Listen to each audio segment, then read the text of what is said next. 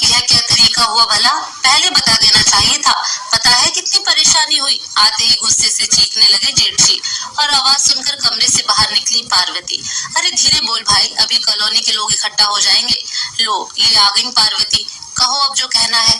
पार्वती को आते देखकर बोली सासू माँ, इससे क्या बात करें? सर चढ़ा रखा है अनमोल ने, अब तो उसी से बात करूंगा। कहाँ है? बुलाओ उसे। पार्वती की ओर आंखें तैर कर बोले जेठजी। गुस्सा तो बहुत आ रहा था, लेकिन मुस्कुराए बगैर नहीं रह पाई पार्वती और अंदर सोए अनमोल को जगाने चली गई। उसे पता ही था कि यह होना ही है आज, इसलिए पहले से ही तैयार थी। पार्वती अपनी सासू माँ की छोटी बहू है, वह उनके साथ ही रहती है। पतिदेव की ट्रांसफर वाली नौकरी है, इसलिए नौकरी नहीं करती, लेकिन प्रतिभा इतनी है कि कभी खाली नहीं बैठ। ट्यूशन, छोटा सा कपड़ों का व्यापार, ब्यूटी पार्लर, कुकिंग क्लास, बहुत सारे काम करती है। लेकिन सासू माँ की नजर में जेठानी जी की ज्यादा इज्जत है, क्योंकि वे संस्कारी नौकरी करती हैं, इसलिए साथ न रहकर भी उन पर दया भी करती हैं और मदद भी। लेकिन पार्वती के लिए कोई भावना नहीं है उनके मन में। जेठानी जी भी भरपूर फायदा उठाती हैं, अपने बड़े होने का भी और सासू माँ के प्यार का भी। आजकल अपने ही शहर में है पार्वती के पतिदेव, इसीलिए जेठानी जी सोचती हैं जितना हो सके फायदा उठा लूं।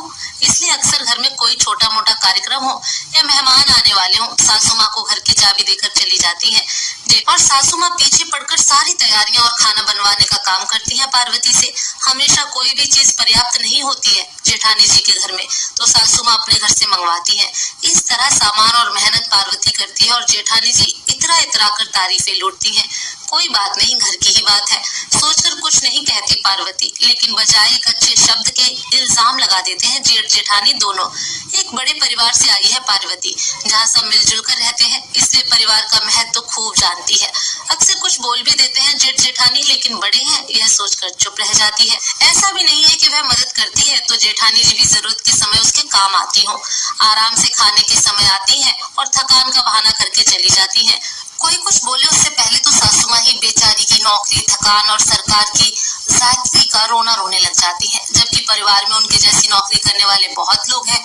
उनके घर तो कभी कभी अपना ट्यूशन छोड़कर जाना पड़ता है पार्वती को, वरना सासू माँ लड़ाई करती हैं, बहुत गंदा लगता है।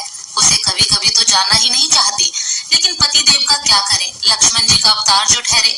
भाई भाभी के खिलाफ एक शब्द नहीं सुनते, शिकायत पार्वती भी नहीं करती, लेकिन मदद हो या रिश्ता, एक तरफ से कब तक निभेगा। पिछली बार भी बेटे की बर्थडे पार्टी रख ली घर में और सासू माँ को चाबी देकर स्कूल चली गई जेठानी जी। सुबह से शाम तक डेकोरेशन, खाने की तैयारी, साफ सफाई, सब कुछ किया। पार्टी भी हो गई, बस घर के लोग और ननद के परिवार का खाना ही बाकी था। जेठानी जी फोन पर किसी से बात कर रही थी और सब इंतजार कर रहे थे, इसलिए पार्वती खुद ही उनके कमरे की ओर चली गई बुलाने। क्या करूं, दुनिया भर के भूखे लोग मेरे ही हिस्से आए हैं, कुछ हुआ नहीं कि खाने आ जाते हैं। मेरी देवरानी और उसका बच्चा तो ऐसे खाते हैं जैसे सदियों के भूखे हों।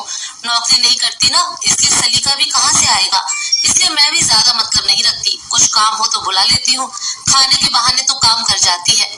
हंसते हुए बात कर रही थी जेठानी और पार्वती को लगा जैसे गर्म शीशा डाल दिया हो कानों में। जैसे तैसे खुद को संभाल कर दस्तक दी दरवाजे पर और बगैर कुछ कहे खाने का इशारा करके लौट आई। तभी चली जाना चाहती थी वहां से, लेकिन दीदी के परिवार के सामने तमाशा नहीं करना चाहती थी। ऐसी परिस्थिति में जिसने सहा हो वही जानता है कि गले से निवाला कैसे उतारा जाए। खैर जैसे तैसे निपटा कर आ गई, लेकिन अब ठान लिया कि कभी नहीं जाएगी वहां। खाने के लिए तो बिल्कुल नहीं, कल फिर कुछ था। वैसे ही उसे तो कभी कुछ कहती नहीं जेठानी जी, सासू माँ को ही चाबी और ऑर्डर दोनों देकर जाती है। कल भी कहकर चली गई और सासू माँ एकदम से हरकत में आ गई। वैसे तो कोई काम नहीं करती सासू माँ, पार्वती करवाती भी नहीं, लेकिन ऐसे समय में विशेष रूप से एक्टिव हो जाती है वो। यह देखकर समझ आ जाता है कि कुछ है। भनक तो लग गई थी, लेकिन अनजान बनी रही, क्योंकि उसे अपनी सहेली के घर जाना था, इसलिए चुपचाप तैयार हो गई। कहाँ जा रही हो? जल्दी आ जाना, बेटे के घर खाना है शाम को। उसे तैयार देख सासू माँ ने कहा, आप लोग चले जाइएगा, मैं और चिंटू कहीं और जा रहे हैं, मेरी सहेली के बेटे का जन्मदिन है। पार्वती का उत्तर था, क्या तुम चली जाओगी तो काम कौन करेगा? ये क्या बात हुई भला, घर का कार्यक्रम छोड़कर दूसरी जगह चले जाए? माँ जी बड़बड़ाई, उन्होंने मुझे तो कहा नहीं था माँ जी, नहीं तो बता देती, मेरी सहेली ने तो सप्ताह भर पहले से बोल रखा है। ठीक है मैं चलती हूँ, आप उन लोगों को फोन करके बता देना, कहकर बच्चे के साथ निकल गई पार्वती। पर फोन तो लगा नहीं और शाम को लौटे पति पत्नी। तब तक सिर्फ दाल चावल भिगो पाई थी माता जी। यह क्या है, अभी तक कुछ बनाया नहीं, पार्वती कहाँ है? आते ही गरजने लगे जेठ जी, ना पाएगी। कोई बात नहीं, हम दोनों मिलकर बना लेते हैं अभी, धीरे से बोली सासू माँ। पता नहीं क्या इशारा हुआ आंखों ही आंखों में और कमरे में घुस गए दोनों। कुछ देर बाद बाहर निकले और तुम घर जाओ माँ, आज का प्रोग्राम कैंसिल, पूरा मामला ही बिगाड़ दिया तुम्हारी बहू ने। जाओ, अब कुछ नहीं बनाना, गुस्से से बोले जेठ जी। लेकिन मैंने तो 10-15 लोगों के हिसाब से दाल चावल भिगो दिए हैं। अरे कौन से चावल लिए, आपके घर से लाए या हमारे ही बिगाड़े? दौड़कर रसोई की ओर जाते हुए बोली बड़ी बहू और दाल चावल देखकर ऐसे रोने लगी जैसे सब लुट चुका हो। आप जाइए माँ जी, हमें सबको फोन भी करने हैं मना करने के लिए, वरना आ जाएंगे तो खिलाऊंगी क्या? रोते हुए बोली बहू और चुपचाप अपने घर चली गई माँ जी।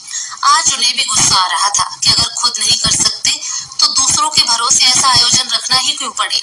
शाम को पार्वती लौटी तो राह देख रहे थे पतिदेव और सासू माँ।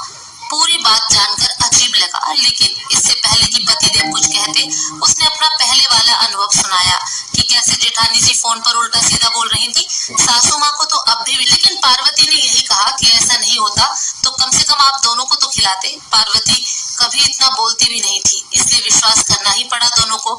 और भी पार्वती के लिए सुन लेते, लेकिन बच्चे के लिए ऐसा सुनना किसी को अच्छा नहीं लगता और मान गए।